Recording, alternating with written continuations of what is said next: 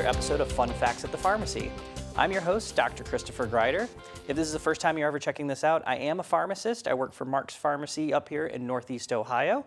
The purpose of this show is to kind of give you guys a general gist of some information, health-based, that's here to help to make the best decisions in your life and to kind of cover some topics that may be relevant as of recent. So to kind of start things off, I always start this off with a little segment called Fast Acting.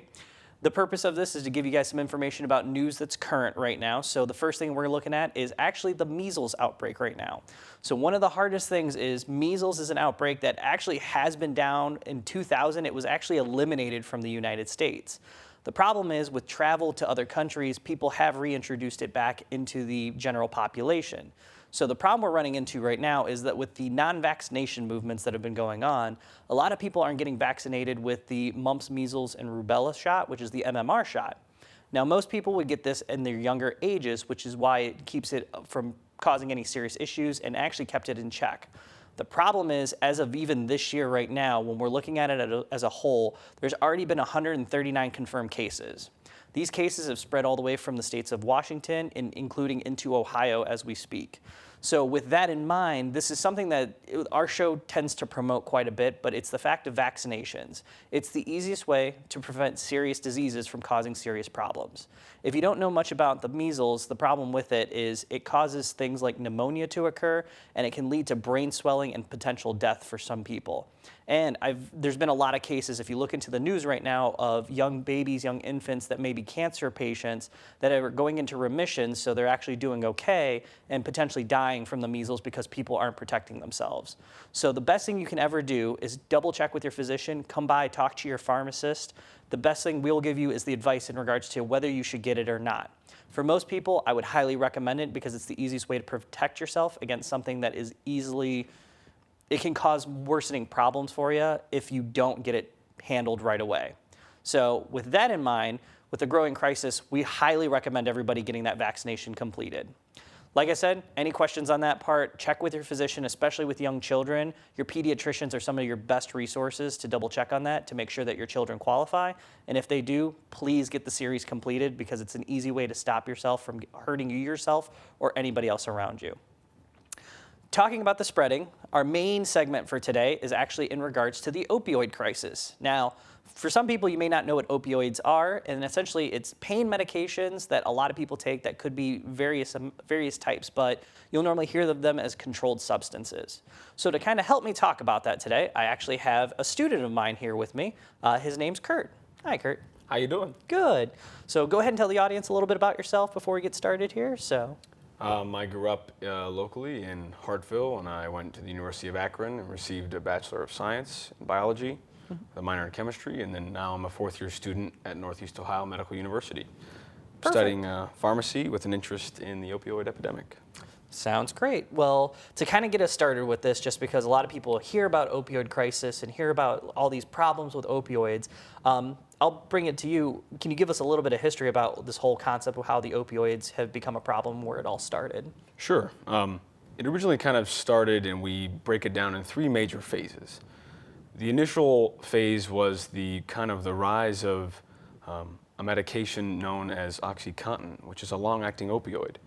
And when pain management became a large focus in the 90s, this medication was marketed extremely aggressively, and the actual true aspects of the drug were underplayed, and it just kind of took off from there. So what we initially found out from the company was that the drug lasted 12 hours and that they marketed it for a long-acting pain medication, and there was no real risk for addiction.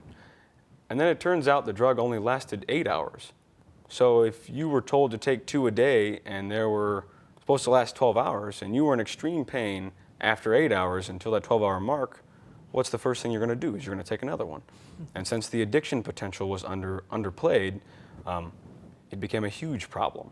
And with that, people took more and more and more. And with the growing addiction potential of it, people turned to other sources, such as heroin or street drugs. So that was kind of in the mid-90s. And then in 2010, we started to be able to reel back the opioids and realize they might not be as efficacious. But since then, people couldn't get their hands on it and they turned to heroin. So it's a cheaper alternative, and it can be found on the street, and that's where a lot of the problems and the deaths started. So it hit all ages, races. The addiction itself is a disease. It's not just something that people have, or it's not a sickness. It is an actual neurobiological disease. So as they turn to different drugs to try and substitute for OxyContin, just as an example, deaths due to heroin-related overdose increased by 286% from 2002 to 2013, almost 300%. And approximately 80% of heroin users admitted to misusing prescription opioids first. So that third wave then, now is what we call it, the third wave of the opioid epidemic, is fentanyl being introduced into the mix. Fentanyl is an extremely potent opioid that's a prescription, and that doesn't seem to be the issue. It seems to be the garage chemist's version of fentanyl, where it's improperly made, and part of it can be as potent, to 30 times as potent as the regular drug. So people are overdosing because they don't know what they're taking. You got it. Yeah, one of the biggest concerns that I always have is, as you mentioned, it's essentially kind of how they term it, gateway drug. It's something that could potentially start off in one way and then lead into things that are harder because people are still trying to find either that relief or that same kind of high off of it. So with that in mind, how frequent would somebody say in the general population, like what's the likelihood of having somebody that you know use pain medications? Extremely. In 2016, there was a little over 200 million prescriptions written for opioid pain medications for the general population. So it's extremely common, and as that breaks down to per person, it's about a little over 65 prescriptions per 100 people. So it's almost guaranteed that you know someone, or someone in your family, or that you're around, a neighbor, a friend, has one or had one at that time. Gotcha. Okay. So the chances are pretty high that almost everybody knows at least somebody close to them, whether it be a family, friend, relative, somebody that's on pain medications. Right. So. And as many as 1 in 5 people receive prescription opioids for long-term non-cancer pain in primary care settings, which is what we would term for chronic pain management. And how we classify abuse is taking drugs not as prescribed. So let's say you're in extreme pain and you're supposed to take one every 4 hours, and you take one on the 3rd hour. That would be considered abuse. So by the definition of it, and in 2016, the CDC documented more than 11 million people technically abuse their prescriptions. So gotcha. It's a very common issue. Okay. So with that kind of boiled down, I mean, one of the things that we always look at is from a prescription standpoint. Can you explain a little bit as to like how opioids like work in the body for us, like how they provide that relief, which is essentially why people are trying to use it more frequent or possibly higher amounts? Yeah, so the opioids affect three receptors, but we'll boil it down to the opioid receptor, and in 3 different parts of the body. The first is in the brain, where you can kind of control your pain reception. So by blocking or attacking that, or attaching to, I guess, the receptor, you decrease the amount of pain signals that your brain can interpret. So the pain might be there, but your body is going to not allow your brain to be able to notice it. And another section of the brain that the opioids work on is where your breathing is controlled. And the last is in your gastrointestinal tract, where your body is charged with the function of releasing the nutrients your body does not utilize. So the opioid in the brain affects something called the striatum.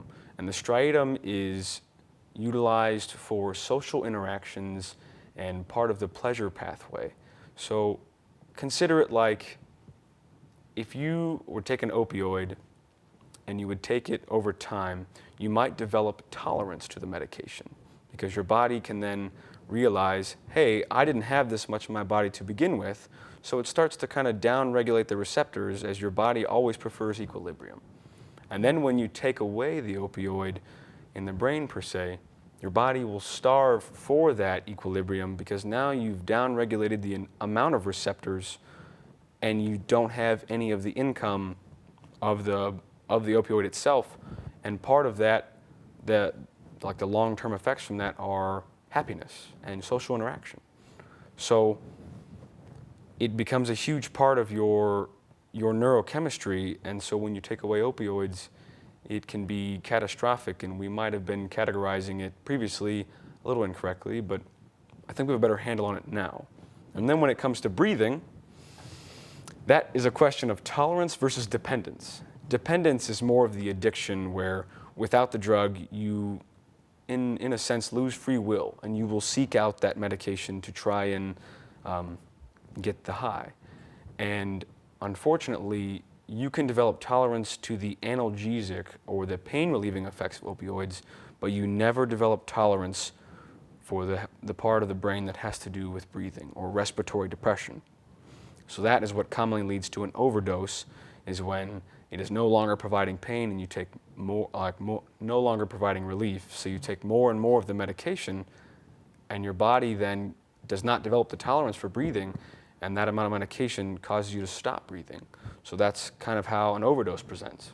Someone is blue or gray skinned and they look like they're not breathing because it's not, that's essentially it. They're not breathing and their body's not delivering oxygen anywhere. So that's pretty much one of the scariest things that you could ever deal with when we're talking about even side effects in general for opioids. We always want to be careful with that type of thing because your breathing can be directly impacted. And like you had mentioned, I mean, that's the worst thing that could potentially happen, is that you just stop breathing. So we always have to be very careful about how we do the dosing, and especially your physicians, they're always trying to monitor that just to be on the safe side. So absolutely. Yeah.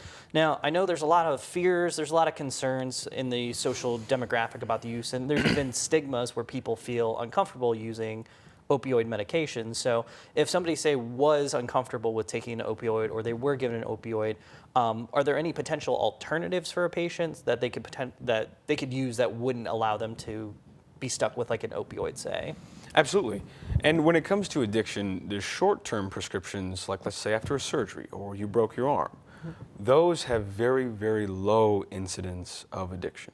The potential for that small amount of, a 7 to 10 day course, those don't really play into the addiction profile very much. So in some scenarios, it's almost necessary to take those medications. But if someone is really against or would choose not to take those medications, we have a bunch of things over the counter.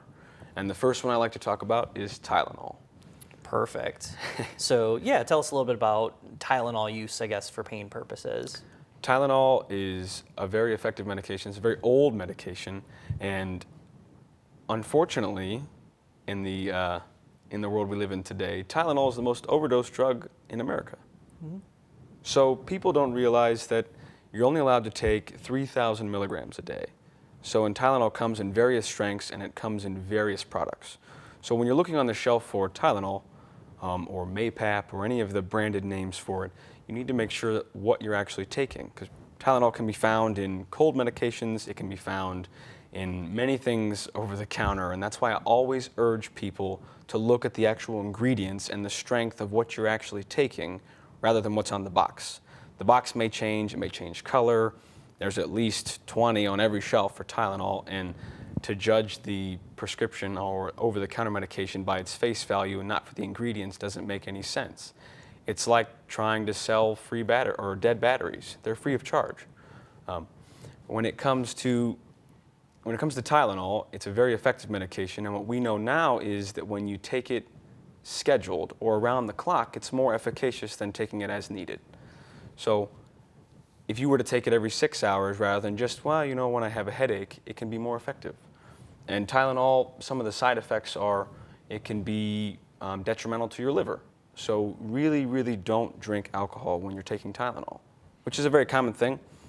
But they both utilize the same like part of your liver to digest the drug and digest alcohol, and it can cause serious damage to take them together. So when you're taking Tylenol, just be aware that many other products might have it. So always check how much you're taking and what medications you're taking. And to do that, to check the back of the box, to check the ingredients, and to make sure you stay beneath that 3,000 milligrams a day. Perfect. So I know there's Tylenol available. Is there anything else that may fall into a different class of medication that they can use? Absolutely. Something we call the NSAIDs, or as people commonly know them as the ibuprofen.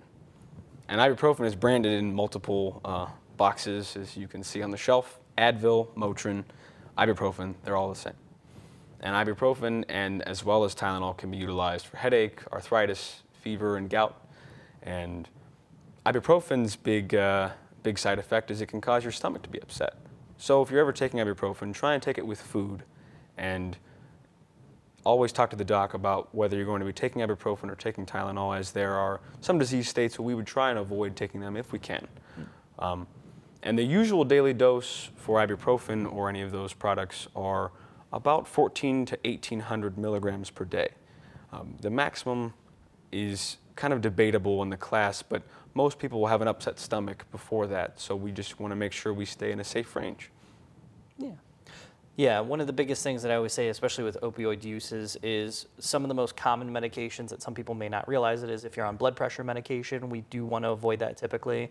And if you're on any blood thinners, those are probably the most common medication interactions that we would see. But we always want to be on the safe side with that, so we don't want to push anything without first confirming with the physician, make sure that they're on board with it, or the prescriber. So Absolutely. perfect. Now, I know they have mentioned, and I've had patients come up and say that there have been some alternatives that they use, such as going to their doctor's office and getting an injection. So can you tell us a little bit about that? Sure. Yeah. When it comes to pain or local site that are injections that happen in the doctor's office, most of the time they're either anesthetics or they're steroids.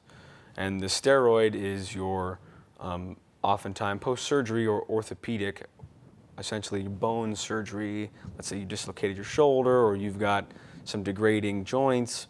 They might have an injection that happens in there, and those you don't need prescriptions for because they are delivered and injected directly to the individual or the patient at the doctor's office. So if those are things people are curious about, I would always, consult your physician and ask them about that, but that's not something you would receive at the pharmacy. So just make sure they ask the doc about it, and there's all sorts of questions they can ask there, and they'll be able to answer.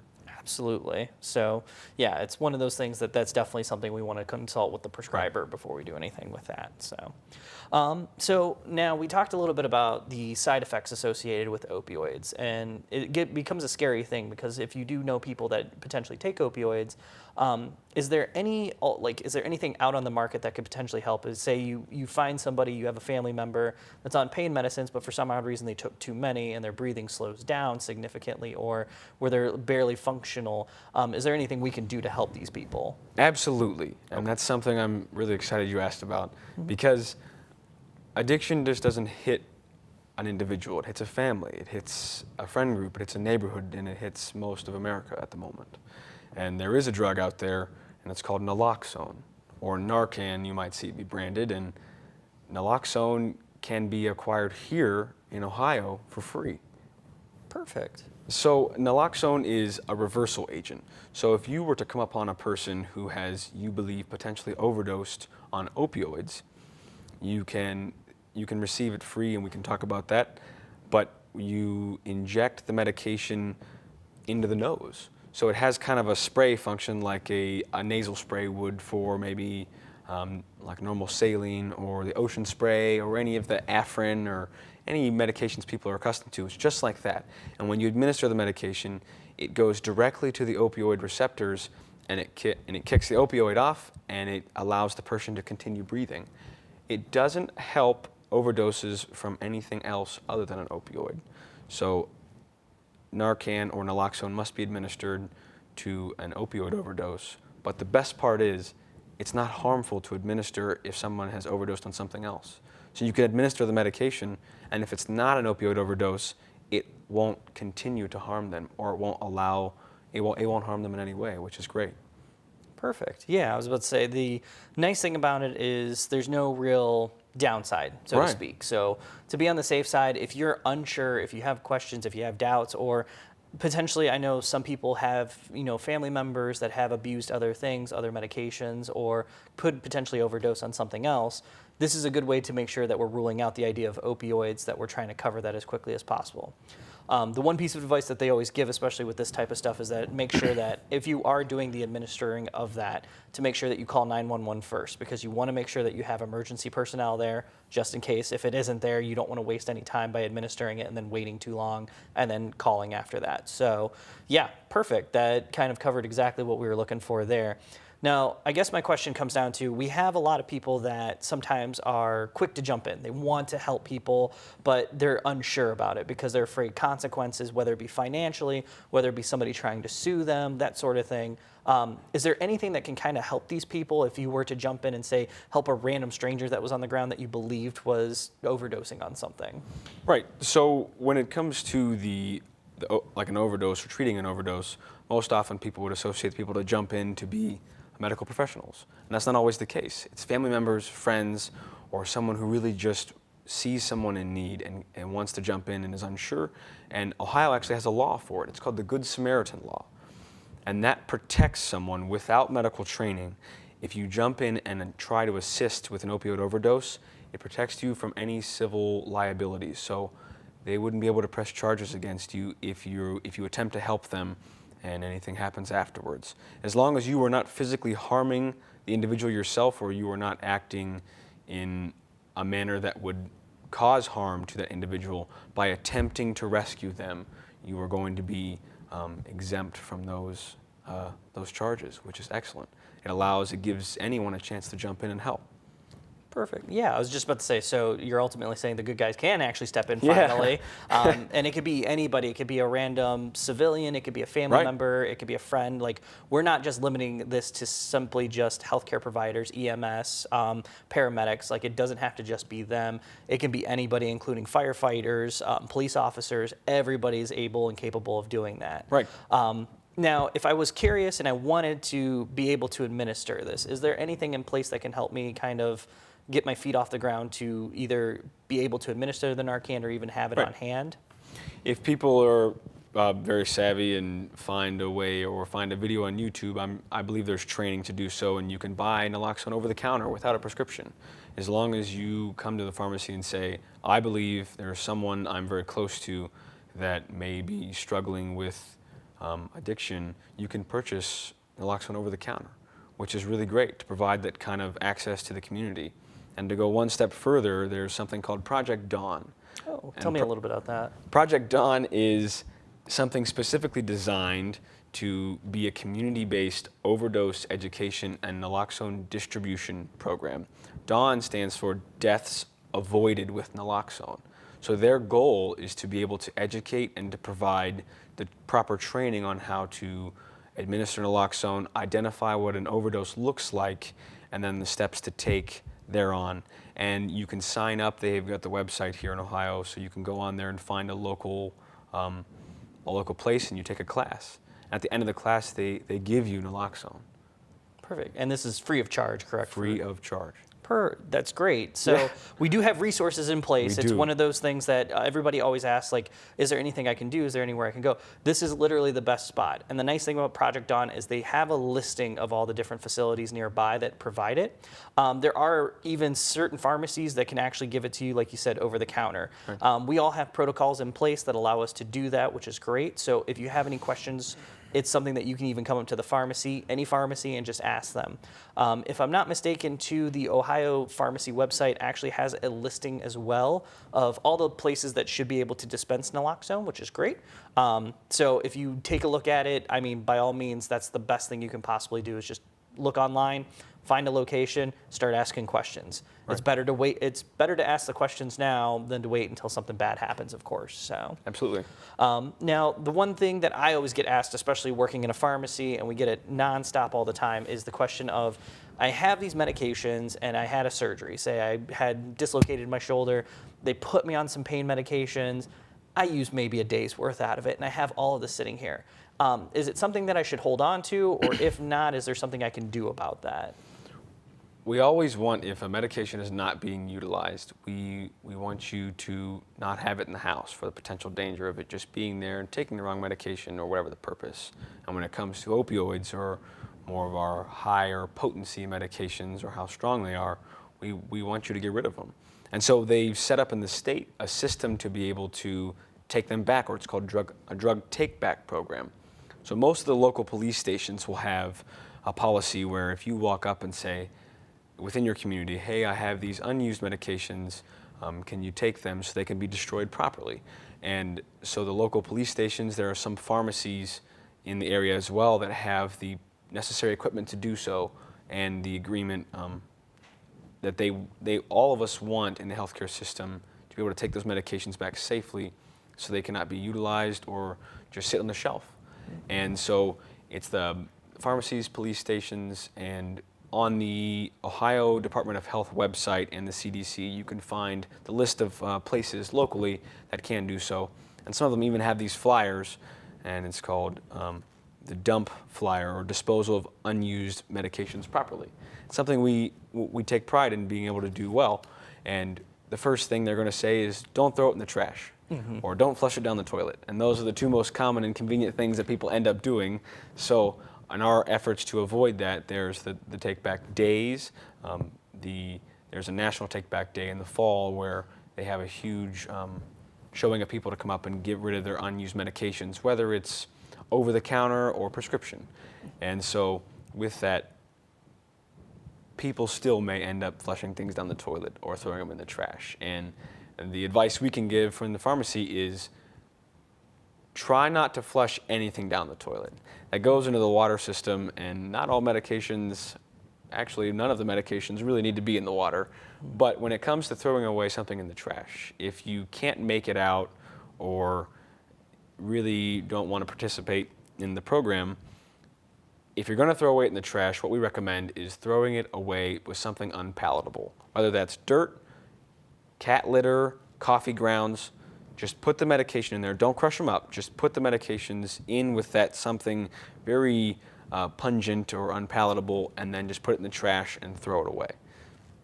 Yeah, that's pretty much the best way to do it, just because A, it's not visually appealing because people can't see through all that sometimes, which is perfect. And then we also want to protect not only just other people that may sift through your garbage, but even animals, to be perfectly honest. Right. There's a lot of animals that are notorious for trying to reach in. We want to make sure that we're protecting the environment while also protecting the people around us. So Absolutely. yeah. So yeah, that kind of hit a little bit of everything about what's going on right now. I know in regards to the opioids, I know you have some images here for us to kind of give a general gist of what's going on. So do you want to explain that a little bit Sure. here? So on the first image, as you look at it, and it's just kind of the opioid crisis here in Ohio, just to kind of give an overview of what's happening, this is from the Ohio Department of Health 2017 overdose statistics. And what you see in this chart are the percentage of unintentional drug overdose deaths, and with their respective classes of medications. So first it's the opioids, and then we classify fentanyl, which is an opioid and prescription, but the prescription version of that is not really in the problem. It's the illicit or the garage chemist version. And then heroin and some other classes of medications. And unfortunately, despite everything we've done, Ohio is still second in the United States per 100,000 persons for overdose deaths at 46.3. We only trail West Virginia, who has remained the highest for the entirety of all of the data collection. And with that, it brings about a curious question. So if you exclude the street fentanyl and the related compounds from that, opioid overdoses are at an 8-year low. That's good. Yeah, and what you see is that overdose deaths are still increasing. So it's kind of a counterintuitive thought to say the opioid overdoses are still increasing, but prescription opioids are decreasing, and that just goes to show how potent some of these street drugs are. And for those who end up using, they're really never truly aware of what that medication is. So the advice we can give is, we've done what we can from our side to try and limit the amount of inappropriate prescriptions for opioids, but the street drugs in the end are causing the most issue. And then further goes on to kind of justify the changes in a lot of the laws and everything else that have been happening, which I know a lot of people have been very upset about overall, but Right. as this graph is even going to show you right now, it's something that's showing potential help in the long term, that we're Yes. trying to ultimately from our side make sure that these things aren't getting out there and causing serious harm to people. Correct. So, That left column by itself just speaks for us as healthcare professionals that prescription opioid deaths are decreasing. So we are doing what we can from this side. And although the problem is still out there, we're at least no longer contributing. Exactly. So on the next image there is kind of a breakdown of the actual numbers for the crisis itself. And this is a graph from the data we started gathering in 2005 all the way till now, or 2017, when they last published the results. It's all of the opioid deaths. And from this, what we really can take is that in 2017, 523 people died from an opioid overdose, prescription opioid overdose. That's about 1.5 a day. So even though the decrease is happening and we're doing what we can on our part, the problem's still out there. Absolutely. And then if you move on to the next photo, you can see where is it happening in Ohio. And this is a breakdown of the geography of every county in Ohio and what the percentage is per 100,000 persons of where the overdoses are occurring the most. And what we see is the trend of the southwest portion of Ohio, that Montgomery, Clark, Fayette, Clinton County, around Cincinnati, seems to have been the most consistent and the highest percentage. So around Cincinnati is where we consider in Ohio where overdoses are the worst at the moment. And in the southeast and the northeast have been in kind of the middle, but they've been decreasing a little bit, but the southwest remains the highest incidence. Yeah. And then that last slide there for the in comparison, it shows that the percentage of unintentional drug overdose deaths involving prescription opioids have gone down, and the number of unintentional drug overdose deaths involving, like the actual number has gone down. But if you look on their data and statistics, everything shows going up because fentanyl is included in there. So these two slides, or these two graphs, are excluding fentanyl. So if we take out the street drug that can kind of gray or muddy the water, shall we say, we are decreasing, we are improving, we are affecting this crisis in a positive manner, but the problem is still there.